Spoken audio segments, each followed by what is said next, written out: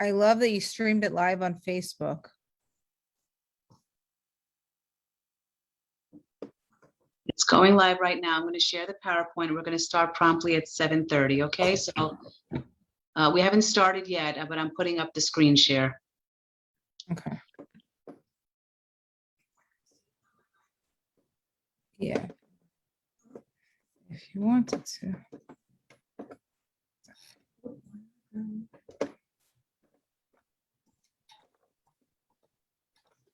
We'll have the staircase.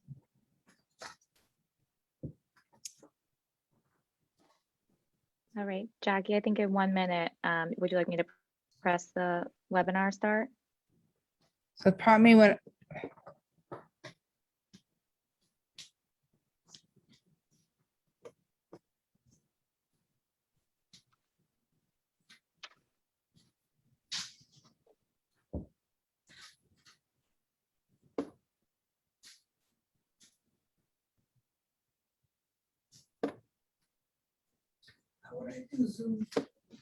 This is the definition of anxiety.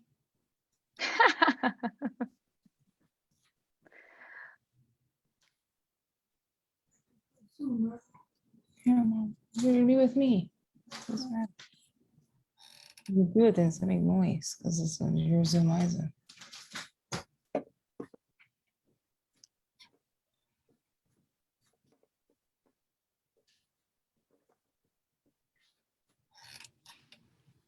Okay. Are we all ready?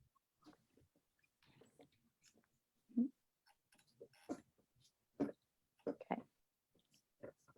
I'm going to start the webinar, everyone.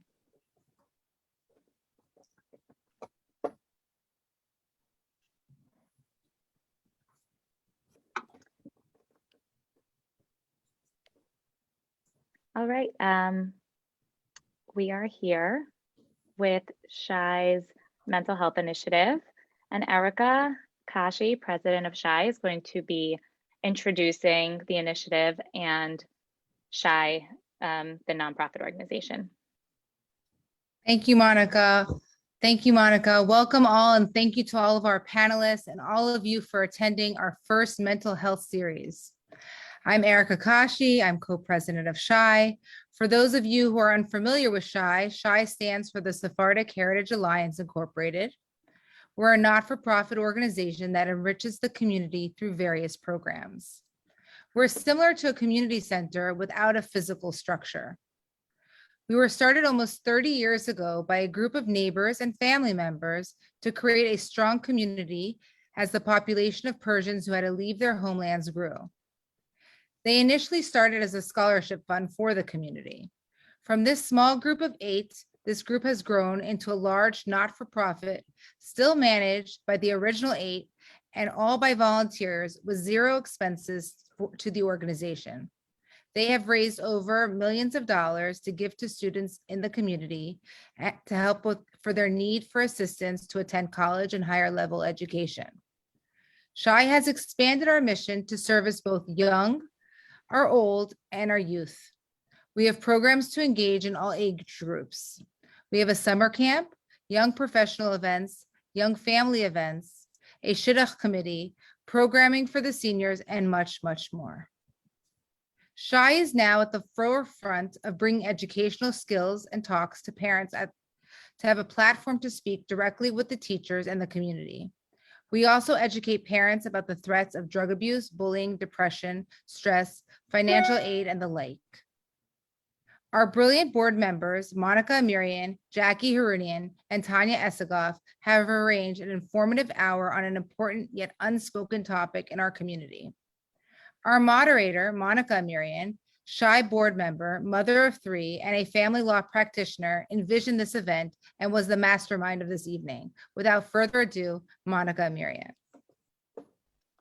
Thank you, Erica. Good evening, everyone.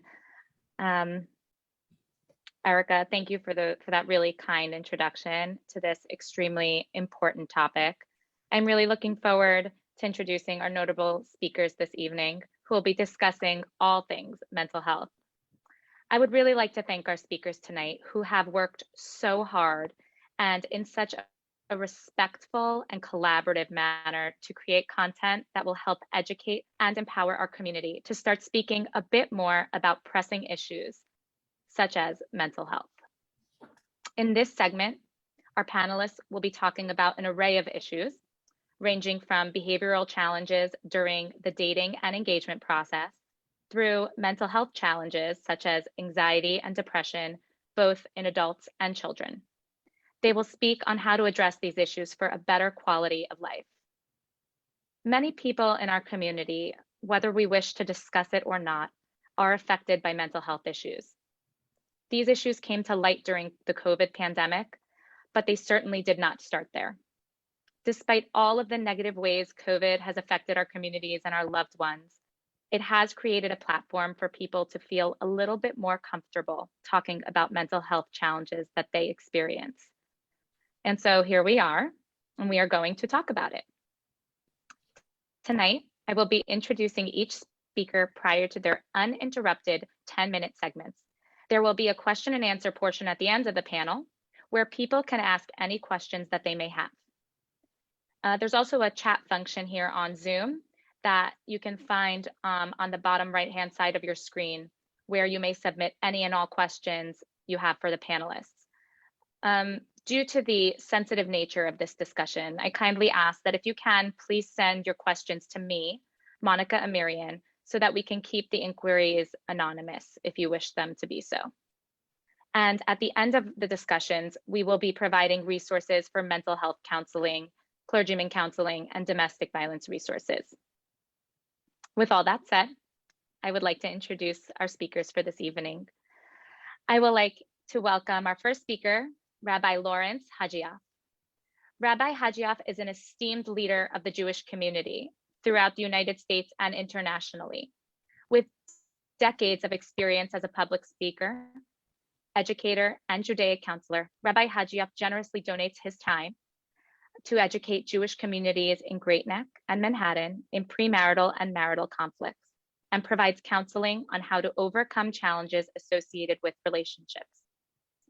Tonight, Rabbi Hajioff will focus on premarital discord, including how to spot red flags in partners while dating, how to navigate the engagement period, and challenges that emerge during the first year of marriage. Please welcome our first speaker, Rabbi Lawrence Hajioff. Thank you. Thank you so much, Monica. Thank you, Erica. Such a beautiful introduction. You know, a lot of people put a lot of time and effort into our presentation this evening, and this discussion is so long overdue and so important. It was important before COVID hit, and it's doubly, if not triply important right now. I have a million things to tell you, but only 10 minutes just to crunch some ideas together. I go first, the panel decided, because I'm going to be talking about before marriage dating, which is what I deal with on a regular basis in my counseling practice, the engagement period, and Shana Rishona, and on from that point, the early parts of the marriage. One little quick anecdote. I have performed over the years, nearly 150 weddings. I lost count once I hit 100.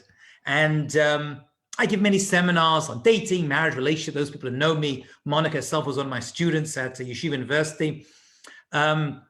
And once I was giving this presentation, and I tell jokes, of course, and, you know, it's a very heavy, deep topic. So every rabbi has to tell jokes. You know, every rabbi thinks they're a comedian. And I also talk about how difficult and how challenging marriage is, especially the first year of marriage, and even more so the dating and even the engagement preparation for the wedding. And one of the young single ladies who was present came over to me at the end and said, "Rabbi, can I ask you a personal question?" I'm like, "Sure, I'm an open book." And she says, "Rabbi, are you in a bad marriage?" I was like, "Why would you ask me that?" And she's like, "Because you keep telling everyone how difficult and how challenging marriage is." And I was like, "Yeah, I'm in a good marriage. That's a good marriage where the challenges are real and you're working hard on making the relationship work. A bad marriage, that is something which really needs to be dealt with." And this is unfortunately the misconception, and in many cases the preconception, that all marriages, if they're going well, just move along and you just float around in your pajamas from day one after the chuppah and everything's fantastic. However, we have to realize and break the stigma that every single marriage that I've ever been involved in as a rabbi, counselor, as a Masada Kedushin, there's always challenges, if not from the couple themselves, from the in-laws or the siblings, and eventually from the children as well. It's hard work. The question I like to pose just right now to get things going, which I think is good preparation for everyone else, all the wonderful professionals you'll be hearing from this evening, is why get married? What's the point?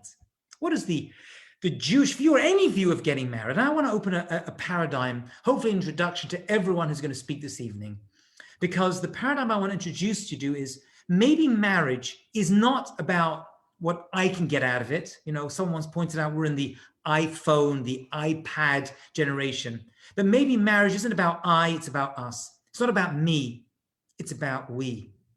And maybe building that relationship, that marriage starts from, if you will, the very first date, let alone under the chuppah. And really marriage is about making ourselves better people. Because many people think that getting married is a chance for us to make someone else's life better by helping them become better at who they are. But really marriage in the Jewish view is, can we make ourselves better? And really marriage is meant to be the paradigm of self-improvement. And all challenges that come in every single marriage that I've ever dealt with always has challenges, is really about us trying to become better versions of ourselves. And so if we use that paradigm, I want to mention, if you don't mind, just one idea from the Torah. I'm a rabbi, I get to do that, yeah? The Torah tells us that you're looking to find your Ezer Kenegdo. That's actually the words in Bereshit, the beginning of the Torah, because the first mitzvah is to get married. And Ezer Kenegdo means your helper who opposes you. And so what we want to talk about this evening is how things aren't meant to be amazing all the time. There's fun, there's enjoyment, and there's pleasure, of course, in a good, healthy marriage. But really, we're going to be talking about very challenging and sometimes disturbing things that come up into marriages, into families. Because as I always like to say, having a spouse makes you into a good husband or wife, like having a piano makes you into a great pianist. The two aren't really correlated. And so there's always going to be work that needs to be done. And that is Ezer Kenegdo.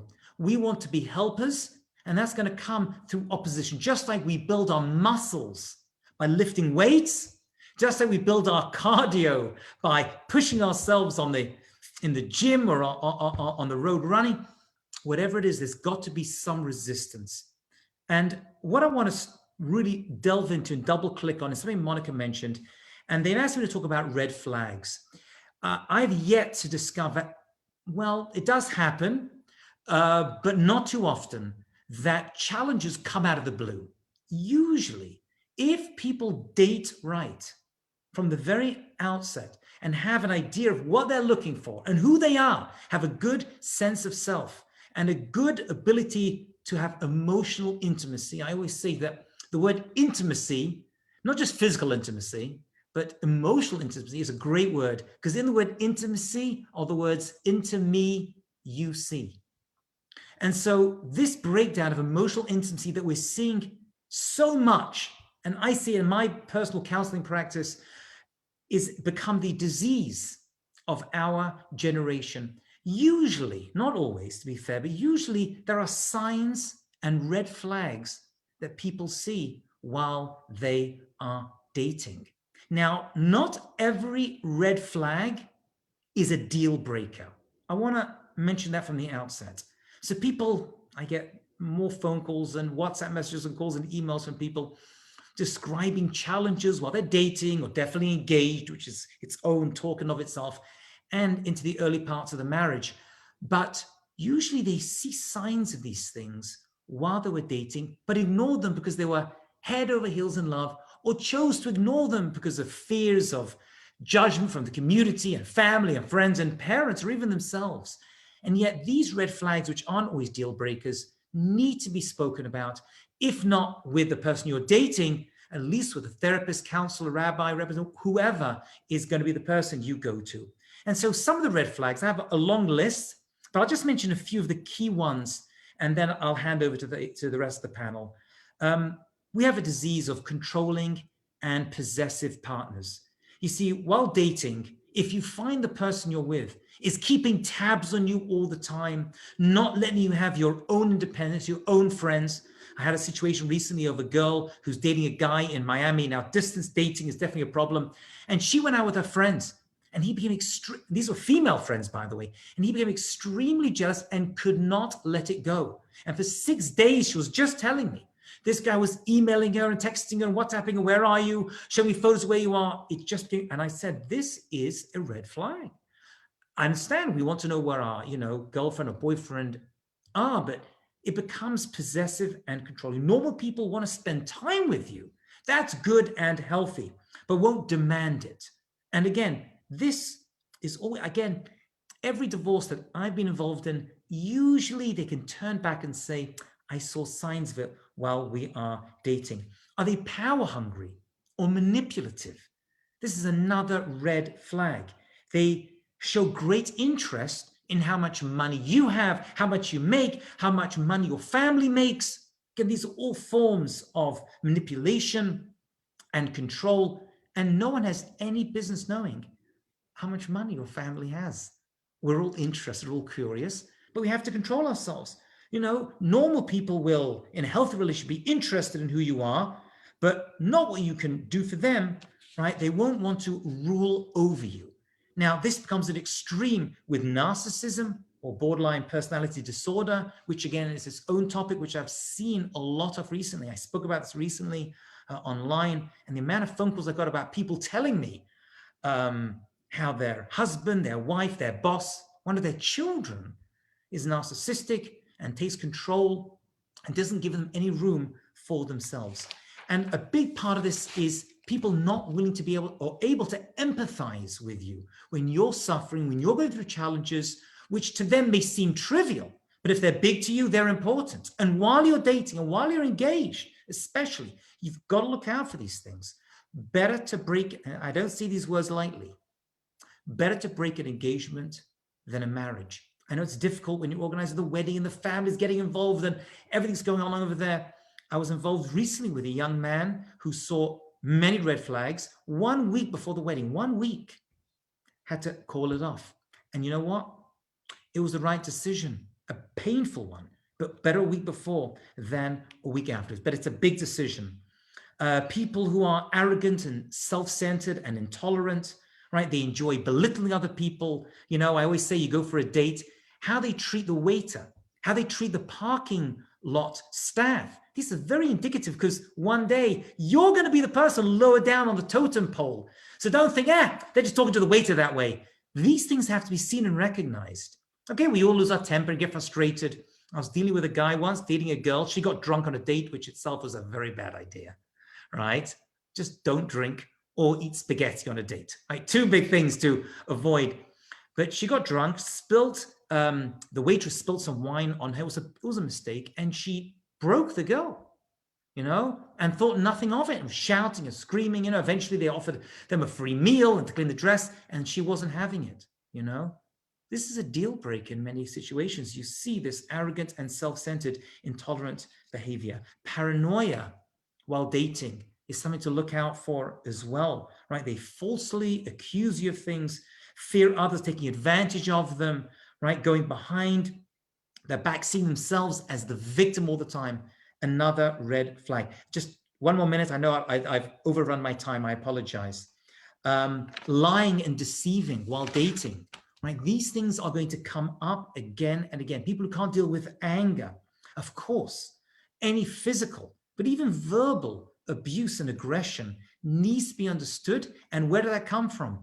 And I am at a position now of my counseling where I think every couple, no matter how great they are, no matter how wonderful the families they come from, need to sit with a good, qualified third party just to smooth out. I always say that when you're in an engagement or marriage phase, it's like having new shoes. Put on new shoes, at first they pinch, it takes time, and then eventually the leather starts to ease out.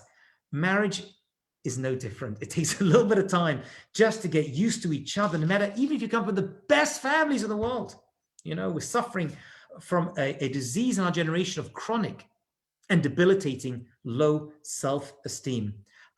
A lot more to tell you, but I want to hand over to the rest of the panelists because I'm fascinated to hear what they have to say as well. But hopefully I've opened up a few doors for discussion, and I'll come back later with some more questions and answers, hopefully at the end. Great. Thank you so much, Rabbi Hajioff. That certainly was very informative for the audience. Thank you. I'd like to move on and introduce our next panelist, Izabelle Hakim, who is a licensed clinical social worker from Great Neck, New York.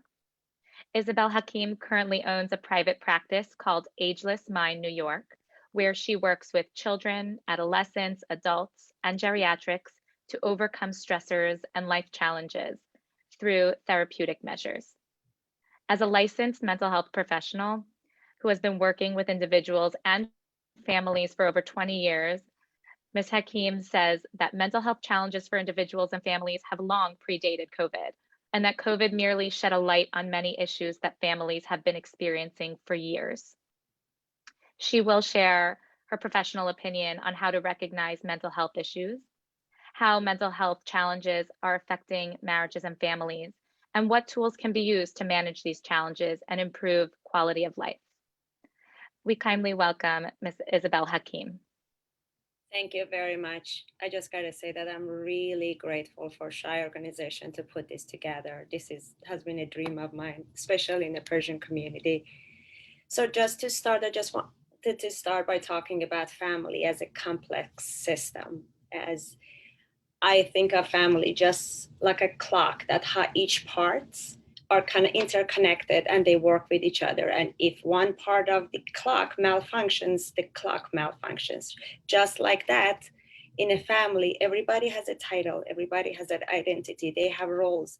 One is the breadwinner, the other one is the homemaker, one is the pretty one is the smart one, is the boy of the family, that sometimes that happens to be like an important thing. And all these titles that we have in our own individual families varies depending on culture, depending on age, depending on socioeconomic of the family.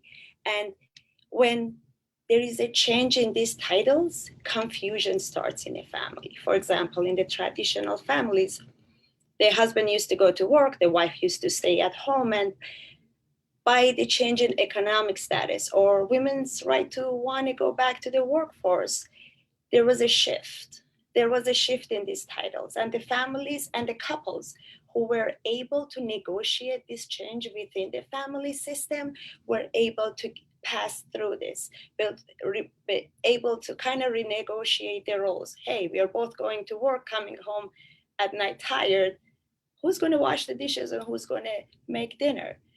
The ones who were able to negotiate were able to do it together, put on music and really cook together and enjoy the moment, or they could have spent the rest of the night fighting over whose job that is to do it.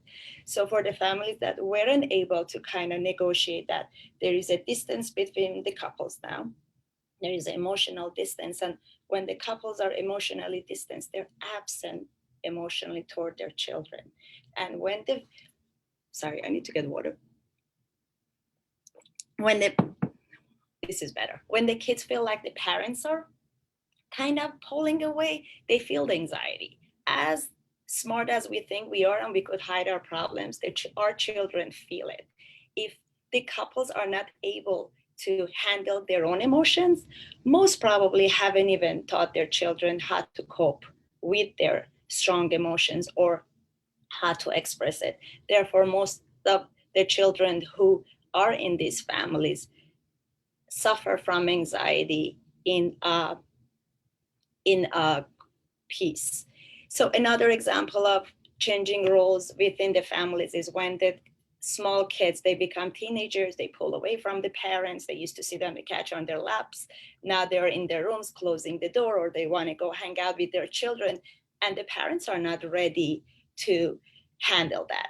The kids are kicking and screaming just to get their own privacy. And the parents are like, what do you mean you want to go to your room? And there's this friction between the roles again.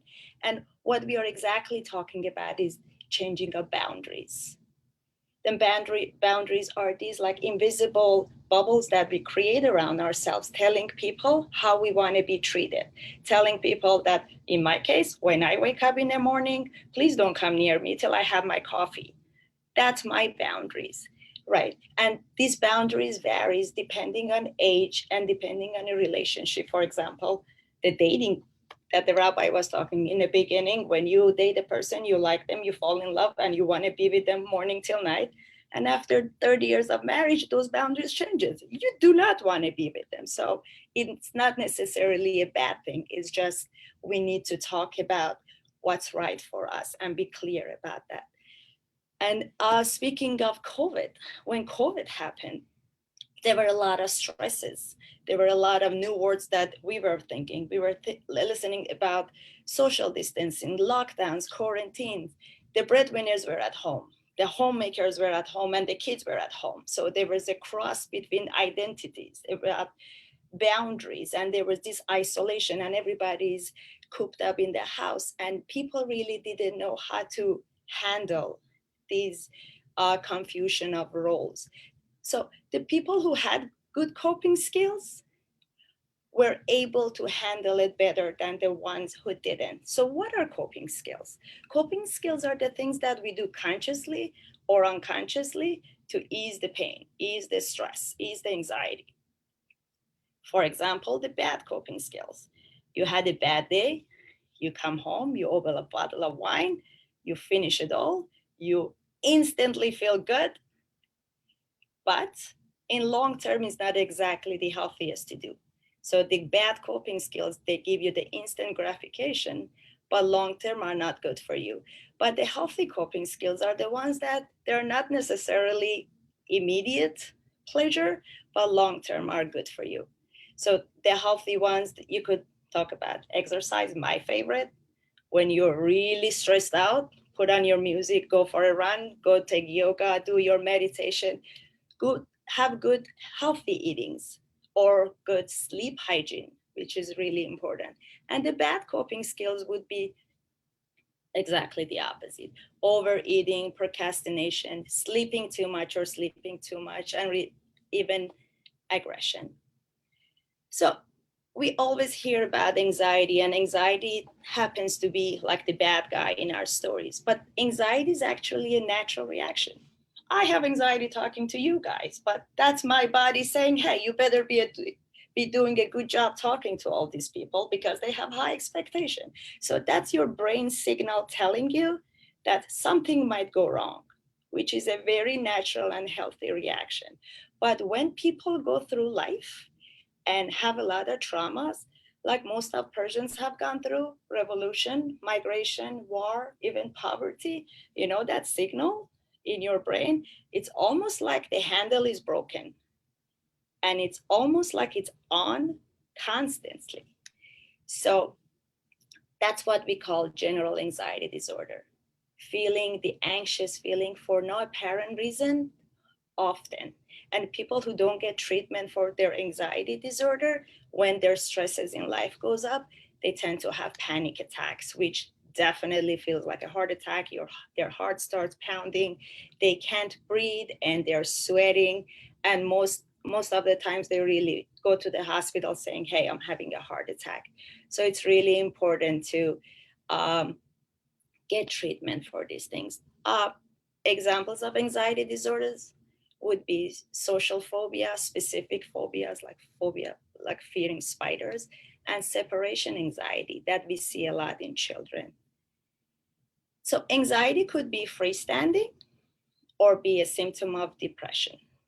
And depression could affect how you think, feel, behave, and cause emotional and functional and even physical problems. I read somewhere that untreated depression could increase chances of getting cancer by 40%, which is awful.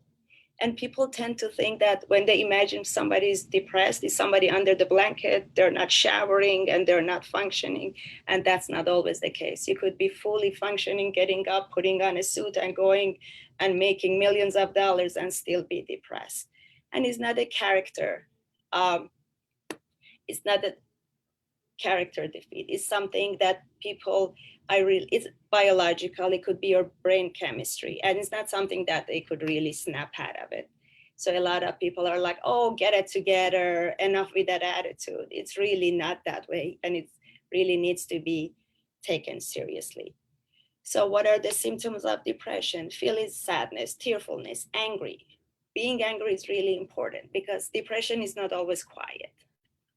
They could be, people have angry outbursts, yelling and screaming and having fights in their families. And that's really something that we never think about when we think about depression. They sleep a lot or they don't sleep at all. They eat a lot or they don't eat a lot. I had one of my patients telling me, even the food that they loved so much, it doesn't taste to them the same way. And I really thought that was interesting. Another symptom of depression is extreme feelings of guilt. And I think the most important thing is we need to talk about suicide or suicidality, thoughts of not wanting to live anymore, not feeling like their life is worth living for or anybody cares about them. Again, this is not a character defect. If you yourself, your loved ones, anybody are talking about these things, definitely get help, because that's not something that you could handle on your own. They need help. Symptom of depression in older adults, it's usually ignored, because if grandpa is sitting in the corner of the room on Shabbat, everybody's like, oh, grandpa is just old, that's why he's not talking. But depression is not a natural part of aging. We need to be very mindful of that. Their symptoms are very similar to adults or even teenager, plus that it will affect their memory as well. So let's talk about how mental health and anxiety affects marriages or any other mental health issue. So both spouses starts feeling like nobody cares about them or nobody understands them. The healthier spouse might think, you don't know how it feels to be married to somebody who's anxious. You don't know how it feels to be married to somebody who's depressed and every weekend comes and goes and never wants to leave the house. And the depressed or the anxious or any other mental illness spouse feels the same way. It's like, hey, I'm suffering and look what they're talking about. They don't understand what I'm going through. They're dealing with stigma. People are not as nice about mental illness as they are about physical illnesses. Physical illnesses, they have empathy, they have sympathy. But with mental illness, they might even get ridiculed. So people tend to hold it to themselves. It's nothing that they're going to say, hey, come and help me. My husband is suffering or my wife is suffering. They grieve their relationship. They grieve the person that they married to. Because if their wife was this happy-go-lucky or more bubbly person and now it's depressed and anxious, as not doing that, they mourn the person that they married. And that's really a sad thing to go through, as well as lack of intimacy or sex. It's very hard to want to cuddle with a person who pushes you away, and the rejection that both spouses might feel in that marriage. So other factors that could affect the marriage in a negative way, aside from mental health, are unemployment, of course, alcohol, drugs, or gambling. But what is good for marriage is definitely good communication skills. So when I was kind of practicing this, my husband was rolling his eyes. So it's not that I'm a bad wife. It's just that none of us could be a good spouse 100% of the time. As long as we are a good spouse 80% of the time, we are doing a good job. On that note, what are the good communication skills? Mutual respect. I don't care how angry we get. There is a sense that we could control ourselves. If we are able to control ourselves while we are talking to a policeman who has got us angry, or to our boss who has got us angry, we should be able to control ourselves when we talk to a family member, to a spouse. So it's not acceptable to say, hey, I'm angry, and use foul language. Being respectful to each other is really important. it's important to keep in mind that we rather lose the battle and win the war. Let go of the small stuff. When you're fighting, think about it. Will you remember what you're fighting about right now in 5 years? And if you're not going to remember it, it's not worth it. Learning to compromise and knowing our hard values. If this is a hard value for you, yes, negotiate. Otherwise, learn to compromise and negotiate. Conflict is a part of life. When people are kind of negotiating, that means their boundaries have been crossed or unrealistic expectations have been placed on them. So they are trying to renegotiate the deals. It's not bad to have a conflict. It's the way that we are negotiating. It's important. It's actually good for our children to watch us kind of problem solve and negotiate with each other. It's not good for them to watch that every day, but it's good for them to see, hey, even mommy and daddy don't get along sometimes, but they'll figure out a positive and a more productive way to solve their problems. It's important to validate each other's feelings. We don't have to agree with each other, but we could say, I could see how me chewing my food out loud could make you angry. So let's talk about that. You could validate their feeling, because most of the time when people feel dismissed is when the fire starts. So I know I'm almost out of time, but I thought the most important part of my talk would be to talk to people about what therapy actually is. People think when they go to therapy is just venting to another person. And they're like, I got my best friend, I got my sister, I could vent to them. I don't need therapy. But although venting could be a segment of therapy, it's not what it stands for. Therapy is learning techniques and little tweaks in our behaviors and the ways of thinking. I heard the rabbi talked about being paranoid about things that people say or being controlling. A person like that would perfectly benefit from therapy, sitting in a therapist's office and talking about what made him think that he has a right to approach the person. What about his personality creates that controlling person? Even if you are in a relationship with the controlling man and the husband or the wife doesn't want to come to the therapy, you could go to therapy yourself and learn how to react to that person. You cannot change the other person, but you could learn how to change your own reaction to them. So there are a lot of things, techniques that you could learn through therapy. And one of my favorite therapy methods is cognitive behavioral therapy that works on a triangle. It's your person's thought process.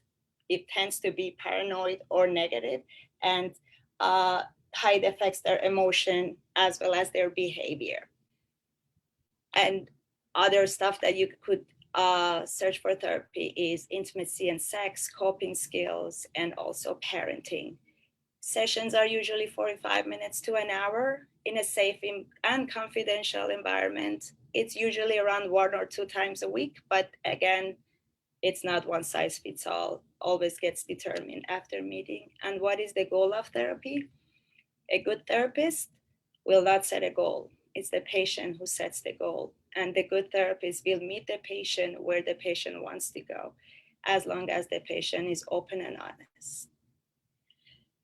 And I'm again grateful for being part of these amazing people, and thank you for the opportunity.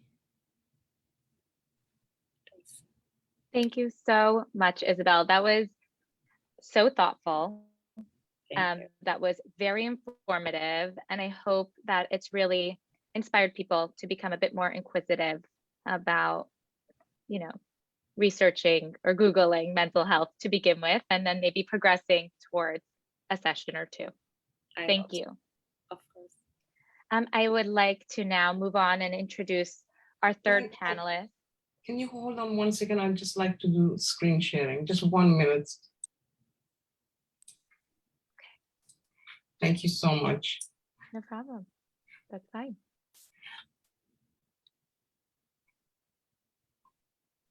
Whenever you're ready. Well, I can continue with your introduction while you get that up. Absolutely. Okay. All right. Absolutely.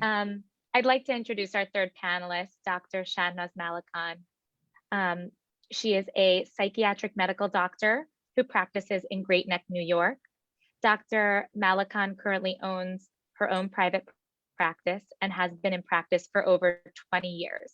Her office is located in Great Neck, where she treats patients for a range of mental health disorders, including but not limited to clinical anxiety, depression, bipolar disorder, and ADHD through psychiatric and therapeutic intervention. As a licensed medical doctor, Dr. Malekan reports that since COVID lockdowns and thereafter, many patients have been in search of help for challenges with mental health issues.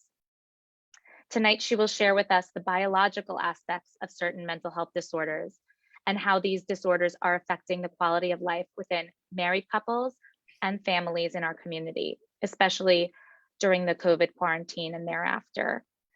She will further share resources where people may reach out to so they may obtain help if they spot any of these symptoms or issues. With that said, I'd like to introduce to you Dr. Malekan. All right. Well, thank you so much for the introduction. I would like to thank everyone who organized this panel. I know there has been a lot of collaboration and emails and discussions while we prepared this presentation. I also would like to thank the Great Neck Public School mental health professionals, all of their feedbacks about how the kids are doing in elementary, middle, and high school. As Monica beautifully presented, I'm Dr. Shahnaz Malekan. I'm a psychiatrist, so I prescribe medications for people with mental health disorders. So I like to share a quote, and we're going to begin with this quote from Journal of Clinical Psychiatry. There will be those youth and adults who develop major depression and anxiety disorders or have exacerbation of current psychiatric disorders and will require medication and or psychotherapy.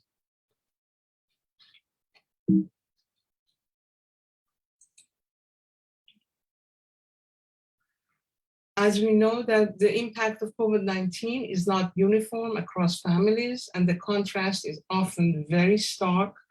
Parents and siblings who are already overwhelmed by COVID-19 may have emotional stress that fuels their depression and anxiety in children and adolescents. Many families have lost loved ones, frontline family members. There has been remote learning, loss of education, remote employment, lost jobs, isolation, and financial struggles. And I just wanted to share that when my son came home from college during his freshman year during COVID, he was very unhappy about having to attend classes via Zoom, and that increased his unhappiness and anxiety, and it affected all of us, Next. So I wanted to talk about risk factors for psychiatric disorders, which is extremely important. And I want to emphasize that many of these risk factors, we have no control over, like biochemistry. Depression and anxiety and psychiatric disorders are influenced by the imbalance of chemicals and neurotransmitters in the brain that affect, our mood. Also genetics, families with history of depression, anxiety, and bipolar disorders are at much higher risk for developing mental health disorders. Personality traits, I think that also makes a very important impact on whether someone develops mood disorders, anxiety, depression, a child or a person's temperament. If they have a tendency to be pessimistic and always see the glass half empty, they're more likely to experience depression. And of course, environmental factors. Some environmental factors we have control, but many we don't. And of course, over the past year, the global pandemic has created significant stress on everyone. And families, children, and adolescents with history of trauma, exposure to violence, abuse, neglect, or poverty are much more vulnerable to depression. When we see patients in a mental health office, we always talk about risk factors. That's part of the patient's evaluation, risk factors and protective factors. So risk factors I already spoke about, and protective factors include, the way an individual thinks of herself or himself, and whether they're optimistic, whether they take care of themselves, and they have deep connections with friends, peers, and their community. We also talk about family, whether the family and friends are nurturing and loving and supportive, and whether parents really provide structure and clear expectations for their children and their adolescents and their spouses. Our community is also very important. And, if a child or an adolescent has fun after school activities, that also is a protective factor.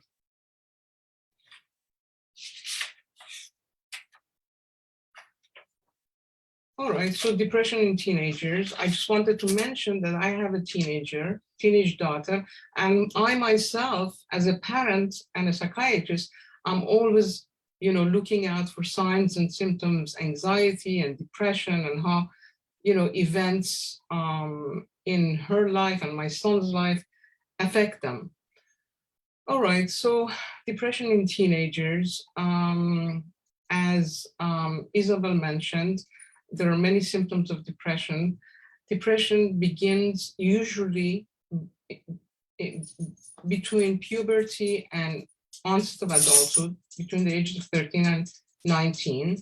And the symptoms are sadness, irritability, in particular in children and adolescents, irritability and grouchiness. They lose interest in the enjoyable activities and hobbies that they used to enjoy. Their appetite changes, appetite and weight. They either lose weight or gain weight. There are changes in the sleep pattern. They have trouble falling asleep, staying asleep, or waking up too early in the morning. They can be sluggish, talk slow, walk slow, be self-critical. I'm ugly, I'm no good, I'll never make friends, I do everything wrong. They feel guilty, they blame themselves for everything. They feel worthless and hopeless. They're indecisive, they have trouble concentrating. They lack motivation to get their work done, their assignments, which results in academic decline. They may have thoughts of dying or suicide. And this is very, very serious. As Izabelle mentioned, once a child or an adolescent or an adult feels hopeless and feels that there is no light at the end of the tunnel, they think about, dying. Next. So, anxiety. All right. So, anxiety is now very prevalent, especially because both anxiety and depression are very prevalent, because for all of us, the pandemic was a major stressor. So signs and symptoms of anxiety could be feeling restless, having difficulty concentrating, being irritable, having tension headaches, having difficulty controlling feelings of worry, having issues with sleep, panic attacks. And when treating anxiety disorders, antidepressants actually have been very effective. All right, so I wanted to bring up, some parents ask if their kids are going to have trauma from the pandemic. So I talk about trauma versus adjustment disorder. So trauma is when a child or a person feels that there's danger or immediate physical threat. Kids and families who have been hospitalized or have lost loved ones due to COVID or have history of illness, may feel traumatized. And everyone interprets an event differently. For example, two children could be in the same accident, and one child could, interpret it as he almost died, and the other one may say, oh, that was fun, like a roller coaster. And the immigration crisis, we are all immigrants, and let's see, abuse, neglect, domestic violence are risks for post-traumatic stress disorder. And the most important sign of trauma is being jumpy and hypervigilant. And adjustment disorder is temporary. It's a response to recent move, divorce, and the pandemic. Instead of being jumpy or being preoccupied with the incidents, they may be depressed, anxious, or be irritable, or exhibit disruptive behavior at school. Next.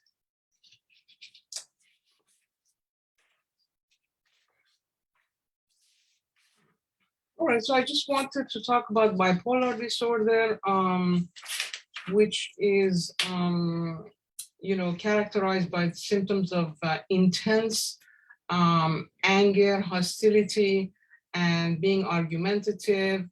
Patients have, when they're manic, they're up all night long making phone calls at 2, 3 a.m. They have very poor judgments. They go on shopping sprees. They can be, sexually promiscuous, and they have racing thoughts, and substance abuse disorders are very common in patients that have bipolar disorder. When they're depressed, they use uppers. When they are when they are manic, they use downers like alcohol, and when they are depressed, they use uppers. And the most important mood stabilizers and antipsychotics are treatments of choice. I just wanted to let people know that, these days, pharmaceutical companies have come up with wonderful medications, and a patient that doesn't want to take medication can just get a monthly injection for their bipolar disorder. All right, so biological background, as I spoke a little bit earlier about biochemistry and chemicals in the brain and throughout the body. Neurotransmitters are natural chemical messengers in the body that regulate mood and behavior, and they include serotonin, dopamine, epinephrine, and norepinephrine. And antidepressants work by balancing your neurotransmitters. If you're depressed and anxious, it's not your fault. It's a chemical imbalance. And antidepressants, help balance the chemicals in the brain. A similar idea, Izabelle talked about the stigma. A similar idea here is that when someone has diabetes, they see their doctor, they see an endocrinologist, and they start treatment with insulin. But patients, with depression and anxiety, think that it's a stigma to be on an antidepressant or a medication for anxiety or bipolar disorder. All right, so some of the common challenges among students at at Great Neck North High School that the mental health professionals have shared with me, that the teenagers lack motivation, they have issues with their body image and eating disorders, and they insist, the mental health professionals insist and request that when they suggest that a teenager be seen by a mental health professional or a psychiatrist or a therapist, that they take this recommendation very seriously.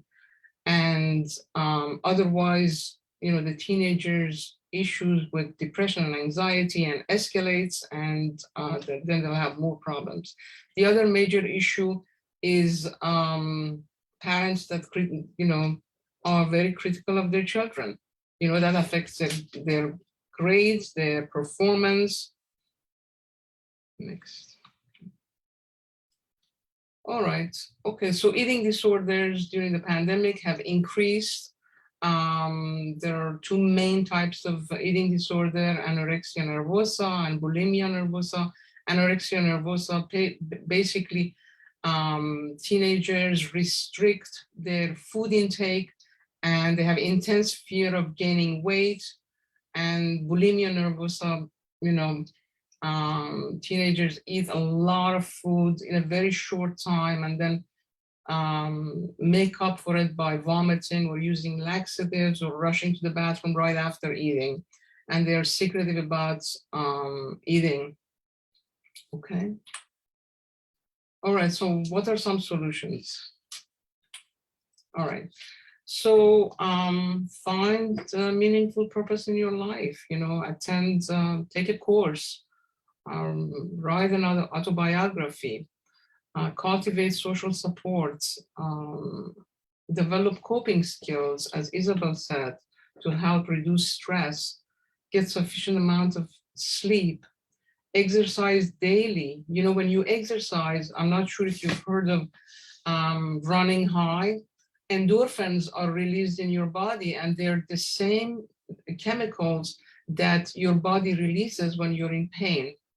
And one of the prescriptions I write before I write a prescription for medications is a prescription. On the prescription, please exercise, eat healthy, practice mindful meditation, yoga, and remember that being negative deletes the happy hormones and weakens the immune system.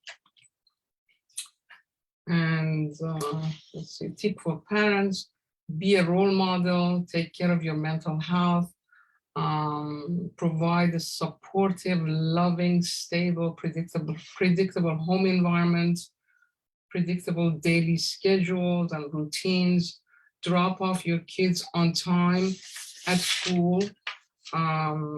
That helps them feel more secure, less anxious, especially these days.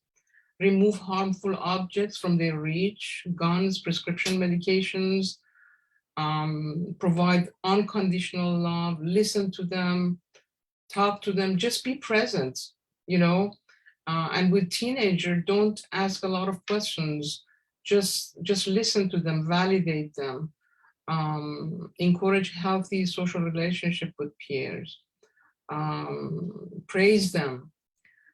Listen to schools' mental health professionals' recommendations. Please, this is so, so important. And seek professional help early and proactively. After you recognize the symptoms, or a mental health counselor or a psychiatrist or school psychologist tells you that your kids are exhibiting symptoms of depression and anxiety. Parents should address uncertainty and isolation by reminding children that this situation is temporary. And talk therapy, it's extremely important. There are many psychiatrists who will not see a patient unless they're in psychotherapy, unless they're seeing therapists at the same time, simultaneously. All right, I wanted to talk a little bit about medications, the risks and benefits, and talk about how the benefits outweigh the risks and how important they are. They're safe, they're effective, they increase motivation, They help manage symptoms of depression and anxiety and improve daily functioning. Someone who is moderately to severely depressed, they cannot function, they cannot work. A teenager who is depressed and anxious cannot learn. Just remember that some of the risks are that, you know, the antidepressant take some time to see results, and there are some temporary side effects that you can report to your psychiatrist and they can work around it. And again, research indicates the most effective treatment is combination of medication management and psychotherapy or talk therapy. In fact, there are many, many studies that show over time, psychotherapy changes the brain and improves, of course, mood and functioning. And in this case, there's on the left is brain showing overactivity in a patient with history of trauma or post-traumatic stress disorder. And on the right, the same brain after treatment with EMDR. All right, I was wondering if somebody would like to read the next case, the case study.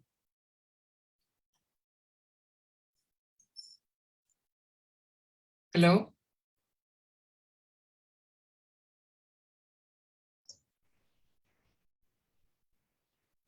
I'm muted.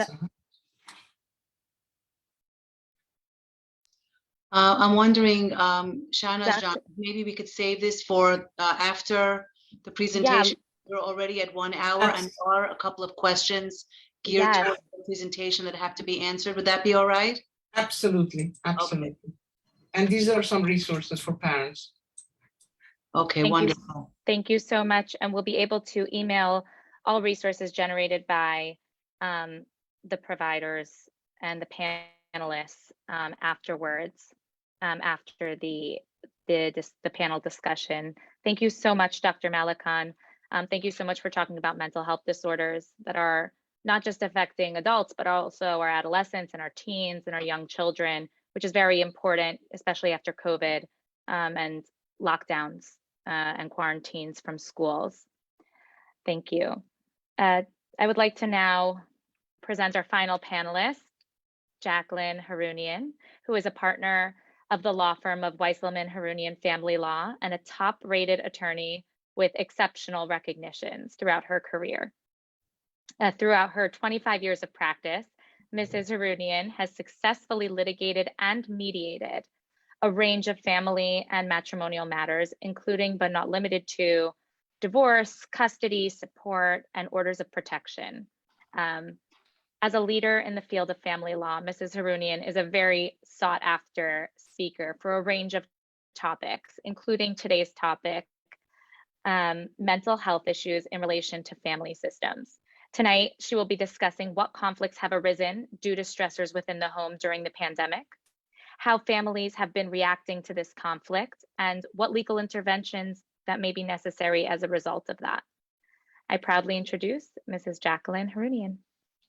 Thank you very much, Monica. I want to thank you on behalf of all the panelists for all of the work you've done to keep us on track and organize a really important community presentation. And I really appreciate the order of speakers because, as you see, we started off with Rabbi Hajioff, who really gave us a very important overview of dating and relationships and the challenges that come with relationships. And Izabelle gave us coping strategies.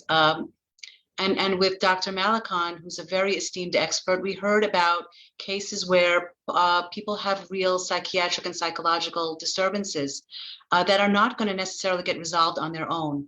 And what happens when they don't get resolved on their own in a community that really stigmatizes mental health, so people don't go to doctors? Well, they end up coming to an attorney eventually, because those families are going to have interactions with Child Protective Services, with the police, with the family court, and eventually by the time they get to my office, it's probably almost too late. Although I have quite a track record of helping parties reconcile, and I do some marriage counseling and quite a bit of mediation, but usually by the time parties are reaching the point where they're intervening with the courts and the government, we really are talking about protracted conflict. And what's regrettable about it is it can be helped. it can be prevented, especially with mental health professionals and with rabbis such as Rabbi Hajioff. I am very well known to all of the rabbis in our community. We have a number of excellent rabbis and rebbitzin that are there, but even they have their limits. Sometimes you need to go to a professional expert. So as the rabbi said, this is a very long overdue presentation. Although I've been practicing family law and I'm soon to be managing partner of one of the largest firms in the area doing family law, I have never before presented on this topic to my own community. And it is because of the stigma and because of the negativity and that attaches to my work, which is unfortunate. Divorce is always, I'm going to talk some good news and bad news about traditional communities, including the Persian Jewish community. There is a lot to be admired about our views of marriage, traditional views of marriage. Some would say obsession with marriage for our children. We want them to also settle down and become married and have children. And that means the divorce rate is very, very low. And we have a very stable and prosperous community where there are very happy marriages. And one of the good news about traditional marriages and religious marriages is that the studies show that when there is tradition and religious views that are shared in a couple, those marriages are happier. On the negative side, because of the stigma against divorce, there are some red flags that have been mentioned by all the prior speakers that can become real dangerous. There can be domestic violence, there can be untreated mental illness, there can be substance abuse. And in a community where these things are hidden and stigmatized, it sort of mushrooms behind closed doors until it becomes almost criminal activity. And that's when 911 is called. And that's when suddenly things blow up. Now imagine what happens to children that are living in those households, that are seeing conflict that's unresolved, that are seeing violence, that are seeing real out of control behavior. And it really has to almost get to an extreme degree before there's intervention. So in my view, this stigma is harmful. We do need to normalize asking for help, normalize requesting mental health treatment when it's warranted, and also getting orders of protection. So I do want to speak a little bit of what has gone on in this community during the pandemic. I'm sure you can guess, my office is extremely busy. Family law attorneys and divorce attorneys are very busy these days because a lot of these out of control situations, not just in our community, but all over, have reached a point where people have reached their breaking point. And domestic violence is a breaking point. It is never okay to assault someone living in your household. It's not okay to assault anyone. It's not okay to put them down, to psychologically denigrate them, to take away their humanity, to ridicule them, to verbally abuse them. And what I see a lot of is extreme financial control. So this goes on in a lot of communities, but certainly in communities that are traditional, where it's very customary for usually the wife not to work, usually the wife not having access to assets or income, and a culture that really promotes almost all control over finances in a way that really creates problems. So I'm saying this to everyone only because I think that message needs to be out there. It's very important, as all the other speakers have mentioned, to have communication about expectations in marriage, expectations about how money is spent, how it's controlled. And it's extremely difficult in a community where we do have large families. And most of the childcare and remote schooling and all of the aggravations and problems during this pandemic really fell mostly to the mothers. And they're angry. A lot of moms have reached their point where they cannot take it anymore. You combine that with financial pressure, combine it with having to maintain their households and keep it clean and provide kosher food and provide for their families in hundreds of ways. And there is a lot of anger. I've had many clients, women, that have gotten arrested because they're the ones yelling and screaming and throwing things. everyone who's in a household where there is these types of conflict, and some of it is normal in marriage and some of it is not. But you have to be careful of technology because men and women are being taped, screenshots of text messages. It's extremely easy to get an order of protection. Anyone can get one. They hand them out to almost everybody. There are different types of orders of protection. Needless to say, if there's extreme violence and there's threats of violence, then there can be something called a stay away. A stay away order means one of the parents is going to be excluded from the residence. And there's a risk of arrest and incarceration if you violate that. So this is not a joke. I'm on very close terms. I interact very frequently with the police in the 6th Precinct and throughout the Great Neck Peninsula. And there is a lot of police activity. It's not just between spouses, it's between teenagers and their parents. There's a lot of acting up behind closed doors. As Izabelle mentioned, one of the coping mechanisms that's not so healthy is using alcohol and substances. And there are a lot of families during the pandemic that are abusing alcohol. They are drinking as just to cope, just to get through a very stressful time. And one of the most common types of orders of protection that are granted is an order that says you cannot consume alcohol and become intoxicated in your house.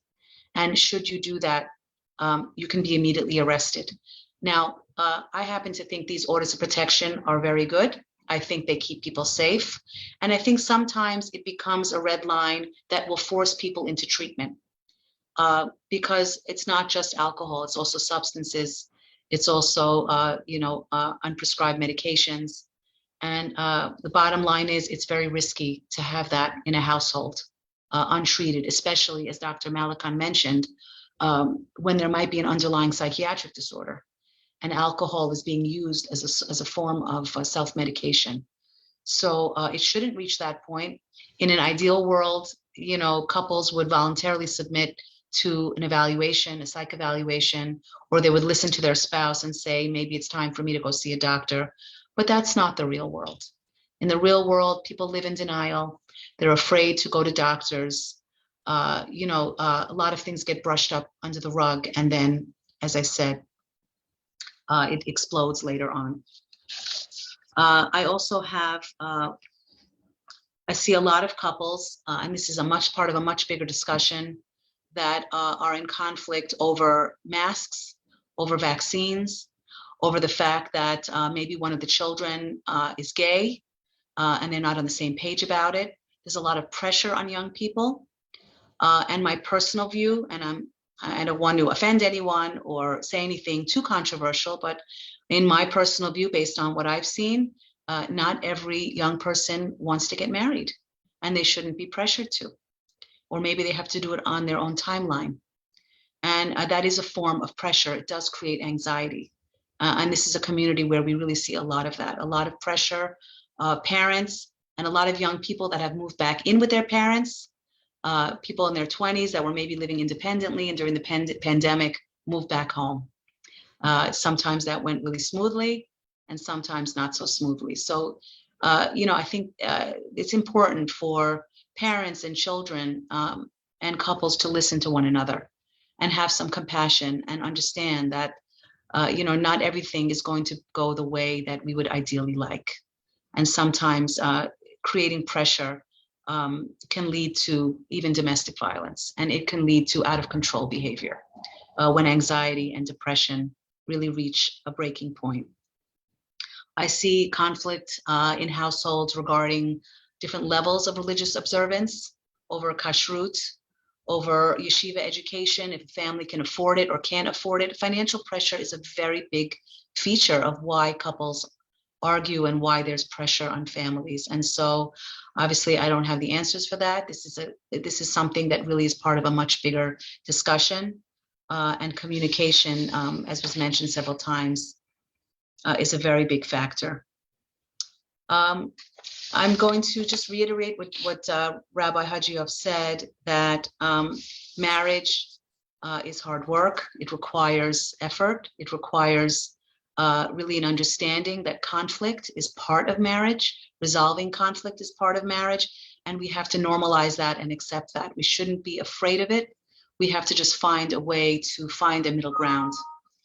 And I'm going to, I know we have some questions and answers. I put in the chat some of Izabelle's tips regarding communication. I think they're excellent. And I would really encourage couples to seek marriage counseling. I give a lot of referrals to marriage counselors such as Izabelle. I think she's wonderful. Other rabbis. I'm constantly giving out referrals. If anyone wants names, I'm happy to provide them. I also have a database for substance abuse counseling and other referrals in case anyone wants names. We have a big database. And I want to close by saying I'm constantly asked, how do you avoid divorce? Jackie, what is your advice to avoid divorce? And I'm saying this as someone who's married 31 years, and I have 4 children, and my son recently got married.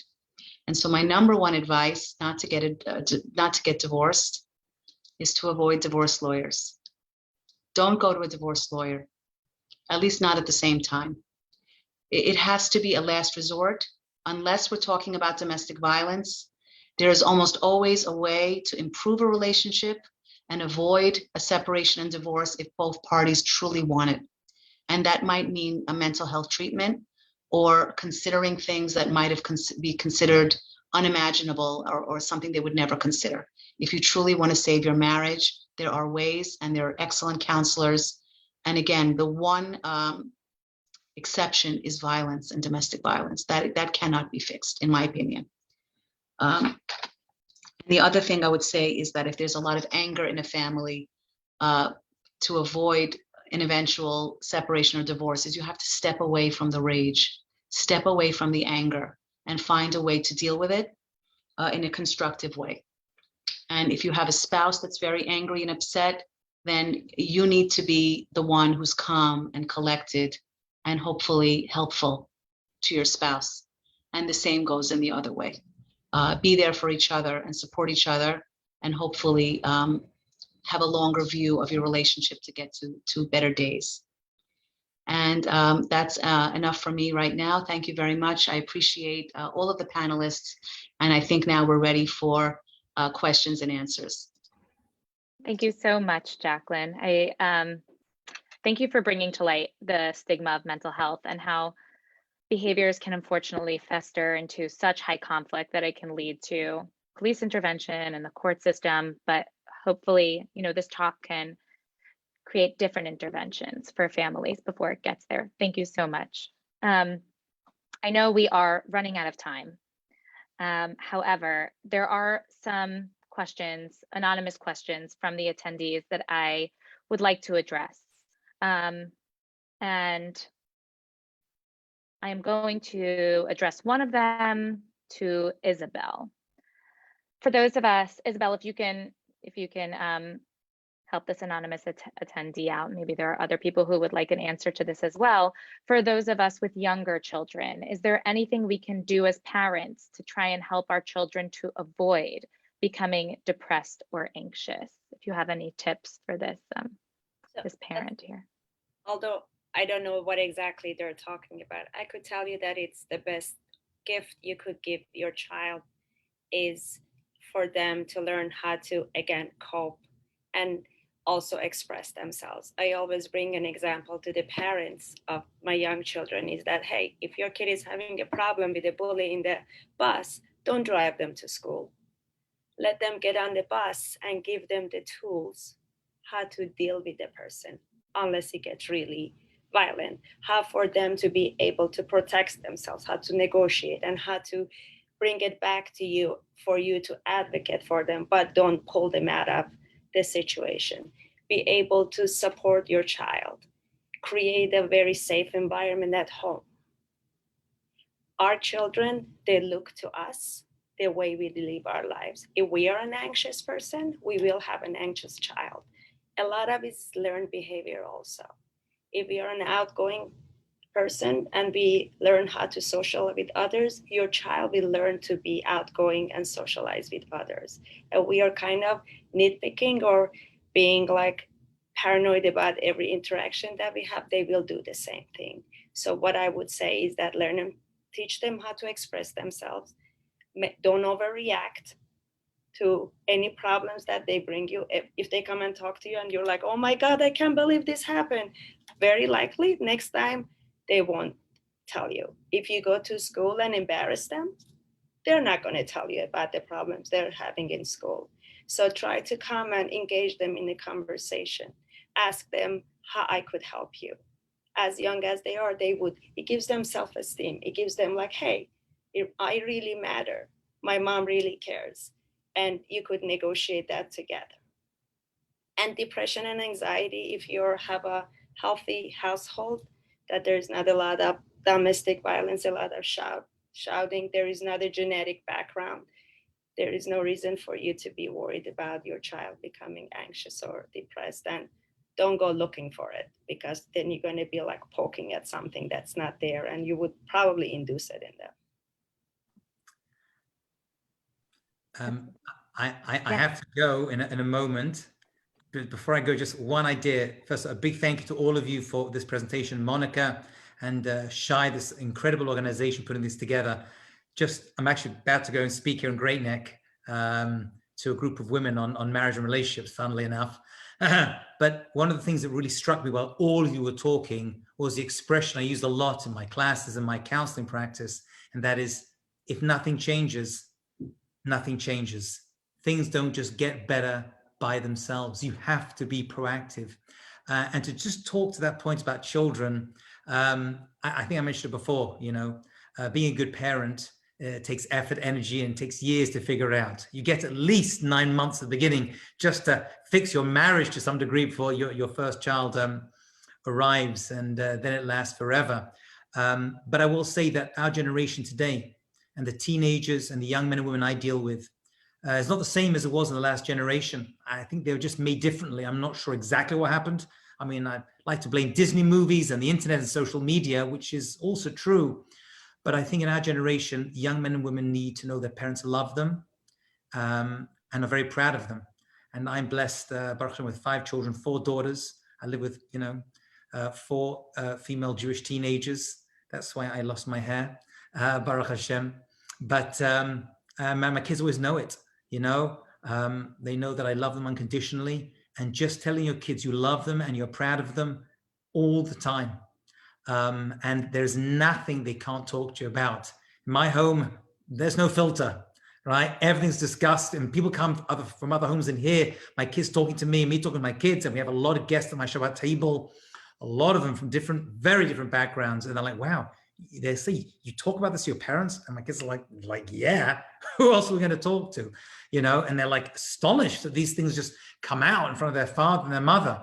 But it has to be open and not judgmental, Having said that, one of the best things we could tell our kids is no, and putting boundaries, tell them, no, you can't go there, and you can't play with that person, you can't touch that, and you can't eat that, So there's a lot that comes from the power of no, but constant love, and just constantly tell them you love them and you're proud of them, even if some moments, you're not, but that's okay. So I have to leave now to the rest of the panel. Thank you all so much for allowing me to be part of this incredible, and I hope this is the beginning of something new that will, God willing, happen in the future. Thank you, everyone. Thank you, Rabbi Hajioff. Thank you. We appreciate your input. It was so valuable. Thank you.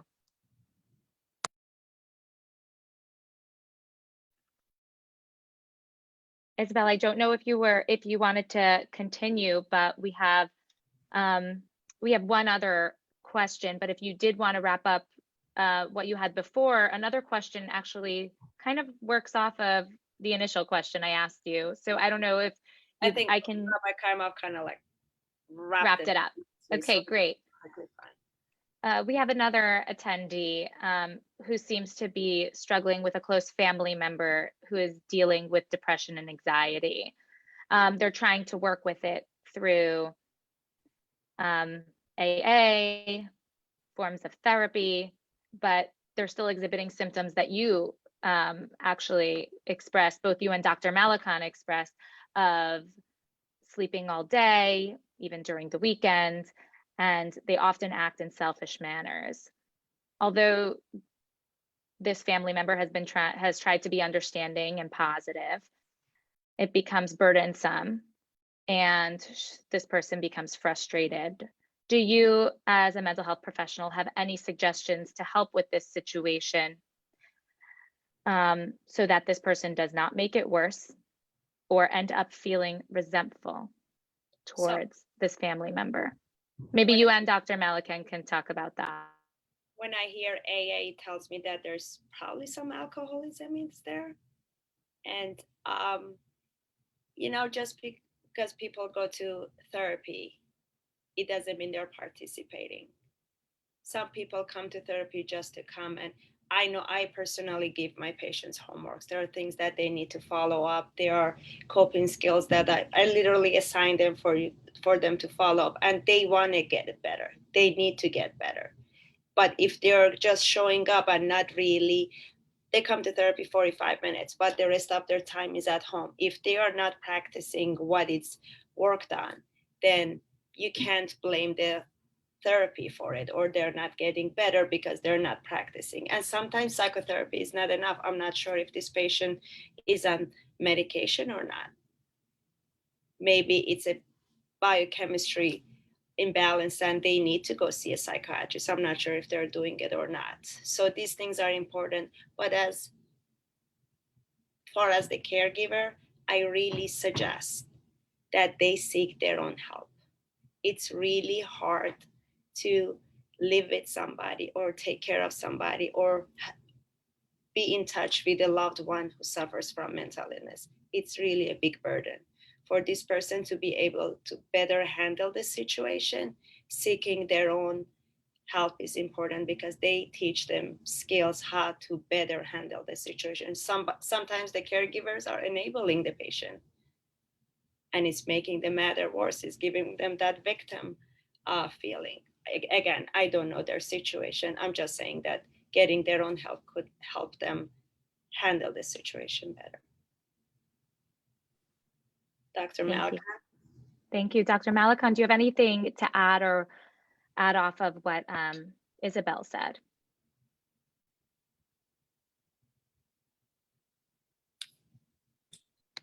I agree with everything Izabelle said. I think that she should seek her own therapy to deal with the situation. It's a very, very uncomfortable, burdensome situation. And I'm not sure if there are any children involved in the household. But as I mentioned, one of the symptoms of depression is either not sleeping at night or sleeping too much. So he may be, he may be severely depressed. Alcohol also is a sedative. So I'm wondering if he's drinking in the morning, which makes him sleep all day. I'm wondering if he's on a medication that is sedating him, or, it sounds like maybe he has just given up, and he really needs to be evaluated.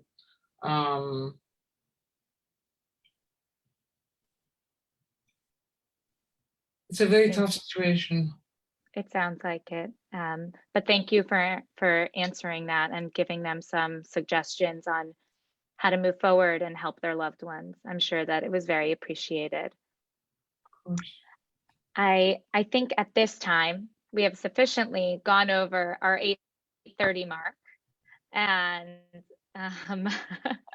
I'm going to just thank all of the panelists. Thank you so much for your hard work.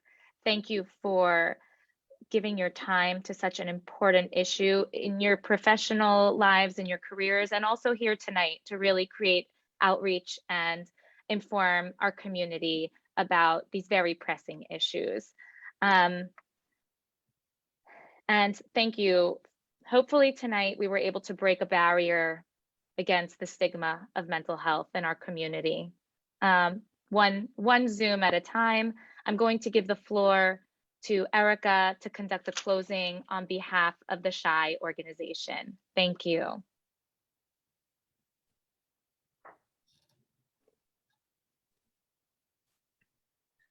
Thank you, Monica. I really don't think that there's much that I can really say. Everyone has really done a magnificent job. Thank you to our panelists for opening the door to this unspoken topic. Thank you for educating us. Rabbi Hajioff really started the night off beautifully by saying that We need to find our Ezer Kenegdo, and that it takes hard work. Izabelle taught us coping mechanisms. Dr. Malekan showed us the mental disorders and the factors that go with it. And Mrs. Harounian enlightened us with the legal ramifications, and ending off the night on such a positive note, which you wouldn't expect from a matrimonial attorney. You're truly, each one of you, a gem. Thank you again for opening the door. Thank you for everybody who's joined us tonight. And we look forward to seeing you to our next series, God willing, in February on parenting. Have a wonderful evening. Thank you all. Thank you. Thank you. Thank you, everyone.